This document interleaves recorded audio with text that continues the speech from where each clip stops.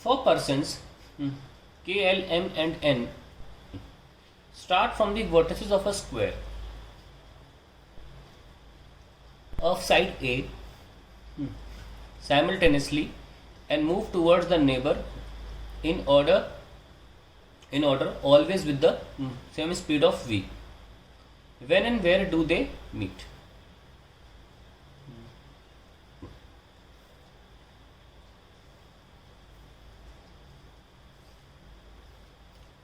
चार लोग हैं के एल एम एन स्क्वायर की साइड पे खड़े हैं और हर में बंदा जो है वो अपने सामने वाले की तरफ अप्रोच कर रहा है, उसकी पोजीशन पे नहीं, हमेशा उसको अप्रोच कर रहा है। ये इसको, ये इसको, ये इसको।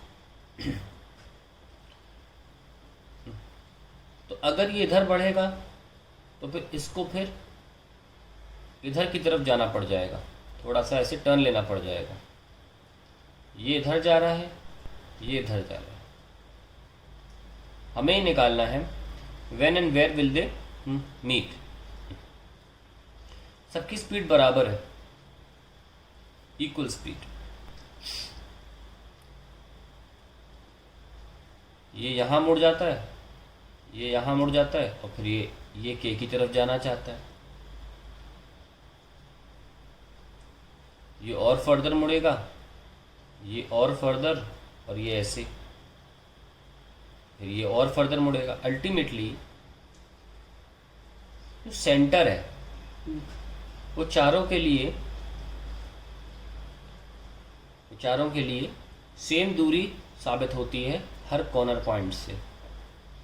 और क्योंकि सब लोग साथ में स्टार्ट करते हैं तो सेंटर ही वो पॉइंट हो सकता है, क्योंकि इसकी दूरी सेम है और सबकी वेलोसिटीज भी सेम है, तो वो सेंटर ही एक पॉइंट हो सकता है जहाँ पे मीट करे। तो लिखेंगे पहला part, since all for persons, मैं एक का बना लेता हूँ ऐसे, दूसरे का ऐसे, तीसरे का ऐसे और चौथे का भी ऐसे। All for persons have same velocity and the center of the square formed by them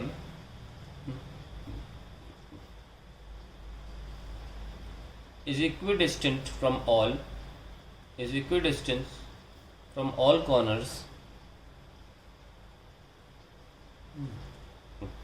hence they all meet at center of the square. All meet at center of square. अब बारी आती है कि ये कितनी देर में मिलेंगे। बी पार्ट, अगर आप ध्यान से स्क्वायर को देखें तो इनकी सबकी वेलोसिटीज दे रखी हैं। ये साइड ए है, साइड ए है, साइड ए है, ए गिवन है साइड। तो हम किसी एक को देखें तो अल्टीमेटली मिला तो सेंटर पे, सबके लिए टाइम सेम है, तो किसी एक का निकाल लें तो सबके लिए भी आंसर आ ही जाएगा। ये जो आप देख रहे हैं सेंटर से डिस्टेंस के ओ, ये डिस्प्लेसमेंट हुआ सभी के लिए। वो कैसे भी पाथ से आए हों गोल गोल घूम के स्पायरल फॉर्म में, लेकिन डिस्प्लेसमेंट के से लेकर ओ लिया जाएगा। और अगर ये स्पीड वी है तो इस जगह पर स्पीड का एक कंपोनेंट होगा, और हमको पता है कि जो कंपोनेंट एंगल के साथ होता है वो cos थीटा कंपोनेंट होता है, और जो परपेंडिकुलर होता है cos थीटा वाले के वो sin थीटा होता है। तो जिस दिशा में आप मोशन कर रहे हो उसी दिशा में जो स्पीड है वो आपको लेनी चाहिए। तो अब सपोज मैं यहाँ से ए से बी जा रहा हूँ और मैं सी भी जा सकता था, तो मैं मान लीजिए एक ही दिन में एक ही स्पीड से ए से बी भी गया और ए से सी भी गया। यहाँ पे मान लीजिए अलग स्पीड यूज़ करी v1 और यहाँ पे अलग स्पीड यूज़ करी v2। तो बताइए ए से बी में टाइम निकालना हो तो ये स्पीड तो यूज़ नहीं कर सकता ना v1 वाली, जिस दिशा में गए उसी दिशा वाली स्पीड यूज़ करूँगा, यही बात है।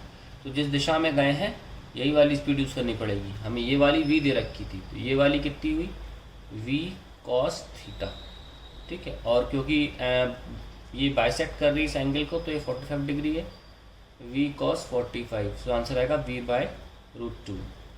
सो we have time is equal to distance upon speed. अब देखिए ये a है ना, और ये भी क्या है a, तो ये क्या हो जाएगा पाइथागोरस से a रूट 2, और इसका आधा होगा a रूट 2 बाय 2। सो के ओ की दूरी कितनी हो गई a root 2 by 2, a by root 2। Pythagoras से निकाल लीजिए पूरा डायगनल, और डायगनल का आधा के ओ है, वही किया मैंने, a root 2 divide by 2 a root 2, a by root 2। So distance तो आ गया a बाय रूट 2, और स्पीड कितनी आई v बाय रूट 2, ये कैंसिल, तो आंसर आ गया a अपॉन v। अब आप इसको शॉर्टकट से भी देख सकते हैं, जैसे कि मान लीजिए दोबारा हम शॉर्टकट देखना चाहें, उसमें रिलेटिव वेलोसिटी आ जाएगा के एल एम एन। ये लीजिए, ये बंदा v स्पीड से इधर जा रहा है, ये v स्पीड से इधर, ये भी v स्पीड से इधर, और ये भी v स्पीड से आगे। नाउ रिलेटिव स्पीड, अब देखो इसकी स्पीड v है l की, तो इस डायरेक्शन में क्या कंपोनेंट होगा, ये एंगल 90 है ना, तो एंगल के साथ वाला कॉस होता है, तो v cos 90, पर cos 90 0 हुआ, तो इस दिशा में कंपोनेंट स्पीड का है ही नहीं। So relative velocity of k with respect to l क्या हुई, v k l, that is v k minus 0, क्योंकि इस दिशा में ले रहा है ना, क्योंकि इसे तो इधर जाना है, अगर तुम इसे रोक दोगे तो यहीं तो खड़ा रहेगा, ये आगे तो कहीं जा नहीं सकता, ठीक है, क्योंकि ये वाली स्पीड तो और फिर ये वाली स्पीड 0 आई, तो के एल तक पहुंचने के लिए कितना टाइम लेगा, टाइम डिस्टेंस अपॉन स्पीड, क्योंकि आपने रोक दिया इसे, तो फिर आपको पूरा डिस्टेंस ए ट्रैवल करना पड़ेगा, और फिर आपकी जो रिलेटिव स्पीड ली जाएगी दैट इज v। तो लो आंसर आ गया। ये सब करना ही नहीं पड़ा, ये सोचना ही नहीं पड़ रहा कि कहाँ मीट करना है, सीधे हम रोक देंगे तो हमें इसके पास जाना होगा, तो ये रिलेटिव वेलोसिटी से आसान हो जाता है question. So that is how you do it.